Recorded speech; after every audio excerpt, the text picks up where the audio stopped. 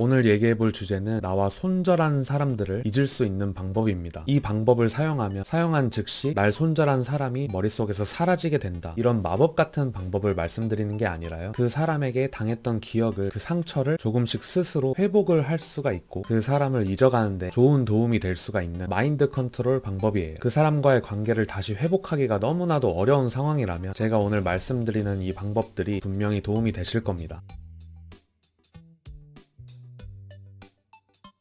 첫 번째는 고스란히 솔직하게 느낀다. 그 사람의 모습을 최대한 구체적으로 떠올려 보세요. 나를 대할 때 표정이나 말투, 눈빛 이런 것들을 구체적으로 떠올리면서 그 사람에 대해서 솔직하게 생각을 하기 시작하는 겁니다. 느껴지는 감정 그대로 한숨을 푹푹 쉬기도 하고 울어도 되고요. 화도 내고 그 사람과의 관계를 아쉬워하기도 하고 원망스러운 부분이 있다면 욕을 해도 좋습니다. 여기서 제일 중요한 건 어차피 아무도 듣는 사람도 없고 오로지 내 생각 속에서만 일어나는 일이니까 내 자신이 정말 나쁜 사람이라고 생각을 해도 좋으니까 그 사람에 대한 내 솔직한 심정을, 그 서운함을 마음속으로 있는 대로 털어놓습니다. 그리고 나와 손절하게 되었던 그 사건을 정확하게 인지하세요. 그 솔직한 감정을 고스란히 내가 느끼는 것이 중요한 포인트예요. 그 사람이 나보다 좀 갑이었어도 내가 함부로 할 수 없는 사람이라고 해도 아무 신경 쓰지 말고 그 사람이 나와 동등한 입장이라는 것을 내가 인지할 때까지 어떤 생각이라도 마구 해내세요. 어차피 손절한 이상 그냥 길 지나다니는 모르는 사람들과 다를 바가 없습니다. 모르는 사람이 됐다는 걸, 동등한 입장이 됐다는 걸 인지할 때까지 생각하게 되는 것이 굉장히 중요하기 때문에 마음껏 생각하라고 먼저 말씀을 드렸던 거예요. 내가 만나서 욕을 할 수 없었던 입장이라면 생각 속이니까 마음껏 욕하세요. 내가 서운함을 표시하다 보니 자꾸 집착을 하다 보니 손절당한 거라면 왜 내 집착을 안 받아줬는지, 왜 내 서운함을 풀어주지 않았는지 자유롭게 마음껏 생각하세요. 이렇게 마음껏 내가 생각할 시간을 가지다 보면 내가 그 사람을 잃게 될까봐 초조해했던, 불안해했던 그런 감정들과 거기서 비롯된 내 행동들, 그렇게까지 내가 할 필요는 없었구나 라는 생각을 하실 수 있을 겁니다. 어차피 모르는 사람이 될 거, 어차피 손절될 거, 내가 뭐하러 그렇게까지 했지? 그냥 이젠 모르는 사람이나 마찬가지인데 내가 뭐하러 그렇게 굴욕적으로 행동하고 사과 반복을 하고 집착을 했지? 그럴 필요가 없었는데, 그냥 나랑 똑같은 사람일 뿐이었는데 내가 그렇게 조심할 필요는 없었구나 라는 걸 자연스럽게 깨달을 수 있게 됩니다. 그 사람을 생각하게 되는 태도가 바뀌게 되는 것이죠. 이게 이 첫 번째 방법의 핵심입니다. 그 사람을 생각하는 태도를 바꾸는 거예요. 나랑 동등한 사람으로 입장을 바꿔놓는 것, 그게 중요합니다.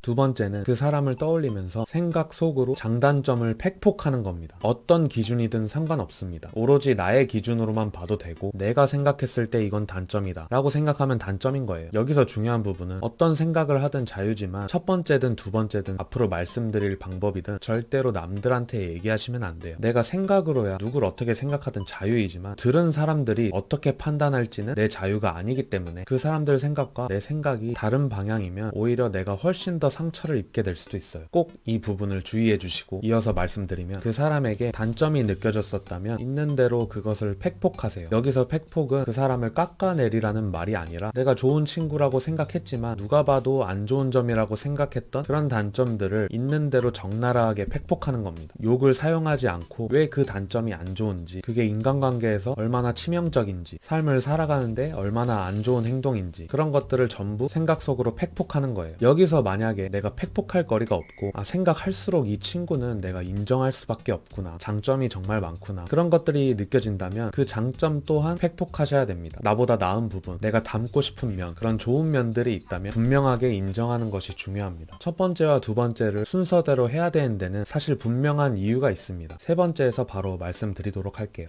세 번째는 문장으로서 정확하게 판단합니다. 첫 번째에서 했던 내가 미워하고 서운해하고 그런 집착스러운 감정들을 해소하고 털어내고 나면 두 번째와 같이 그 사람의 성향이나 장단점을 제대로 볼 수 있게 됩니다. 내가 미운 감정이나 서운한 감정이 그 사람에게 잔뜩 쌓여 있을 때는 냉정하게 이 상황을 판단할 수가 없어요. 내가 미워하고 서운해하는 그 감정을 덜어내고 그 사람이 어떤 사람인지를 제대로 볼 수 있게 되었다면 이제부터는 그 사람에 대해서 더욱더 냉정한 판단이 가능해져요. 그리고 여기서부터는 본인의 판단입니다. 그 사람이 생각해보니까 단점이 많은 사람이었다면 손절하길 잘했다는 생각이 드실 겁니다. 더 나은 사람을 만나야겠다, 다음에 만날 사람은 절대로 이런 사람을 만나면 안 되겠다, 이런 생각들을 자연스럽게 가질 수 있게 되죠. 그리고 여기서 추가로 그 단점이 많은 사람보다는 내가 더 괜찮은 사람이구나, 나를 손절한 그 친구가 더 손해구나 라는 생각까지 가질 수 있게 돼요. 근데 반대로 장점이 많은 사람이었다면 더욱더 후회는 밀려오겠지만 내가 어떤 잘못을 했었는지, 어떤 행동들이 행동들이 좋지 않은 행동들이었는지, 날 손절한 사람이 나쁜 건지, 손절을 당한 내가 손절당할 만 했던 건지 제대로 생각할 수 있게 되고 바로 잡을 수 있는 기회를 가질 수 있게 돼요. 자, 그럼 여기서 이런 분들도 계실 겁니다. 장점도 단점도 잘 모르겠고 서운하지도 않다. 그런 분들은 아직 인간관계에 큰 관심이 없으신 거고 상대 친구에게 관심이 없었던 겁니다. 제가 영상 뒷부분에 그런 분들에게 필요한 얘기를 좀 더 해드릴게요. 아무튼 내가 어떤 생각으로 결론을 지었건 간에 이제 이것을 문장화하는 게 중요해요. 그 친구와의 관계에 대해서 정확히 한 문장으로 결론을 짓는 거죠. 그 친구는 나름 좋은 친구였고 나는 이런 부족한 면이 있어서 손절당했다. 그런 좋은 친구를 다시 얻을 기회가 온다면 같은 실수를 반복하지 말아야지. 그때는 나 역시도 좋은 친구가 되어줘야지. 또는 다시는 그런 친구는 만나지 말아야지. 그런 말투를 가진 친구와는 더 친해지지 말아야지. 분위기에 휩쓸리지 말아야겠다. 꼭 저처럼 하실 필요도 없고 정말 자유롭게 어떤 방향으로든 내가 내린 판단을 한 문장으로 머릿속에 입력을 해두세요. 그럼 그 친구가 떠오를 때마다 지금까지 생각했던 내 모든 생각들과 그리고 마지막에 결정을 한 이 한 문장으로 그 친구에 대한 생각을 누그러뜨리는 겁니다. 그리고 이 생각 도중에 내 마음이 내 마음대로 되지 않는다면 그건 그냥 상대를 아직 잊기 싫은 거예요. 잊을 의지가 없는 거죠. 또는 내 마음속으로 나 자신을 또는 상대방을 인정하고 싶지 않은 겁니다. 자기 자신을 속이고 계신 거죠. 끝까지 착한 사람으로 있고 싶거나 끝까지 피해자 입장으로 있고 싶거나 잘못이 아니라고 위로받고 싶거나 내 마음이 내 마음대로도 안 되는데 어떤 사람이 여러분의 마음을 바꿀 수 있겠어요? 누군가의 얘기를 듣고 마음을 바꿀 생각이 있으시다면 꼭 이 방법을 시도해보세요. 분명히 도움이 되실 겁니다.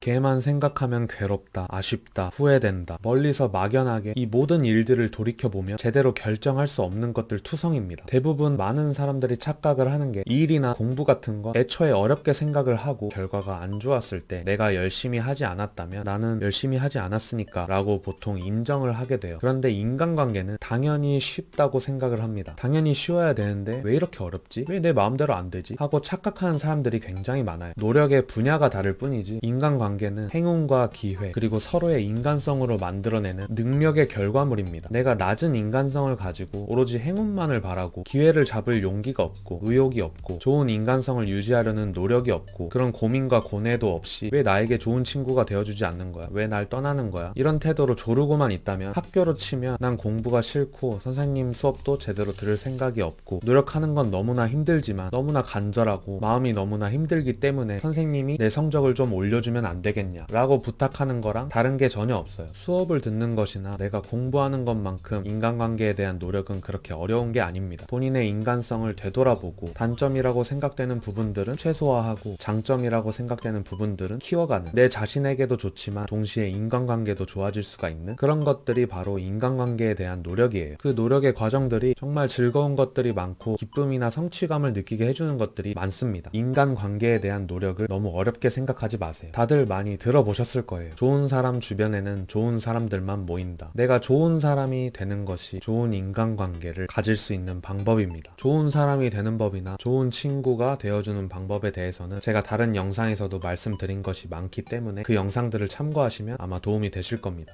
제 채널은 10대, 20대 분들에게 도움이 될 만한 영상들을 계속해서 찍어 올리는 도움 채널입니다. 오늘 영상을 보신 김에 구독을 눌러두시면 여러분들의 친구 관계에 분명히 도움이 되실 거예요. 그럼 오늘 영상은 여기서 마치겠습니다. 안녕히 계세요.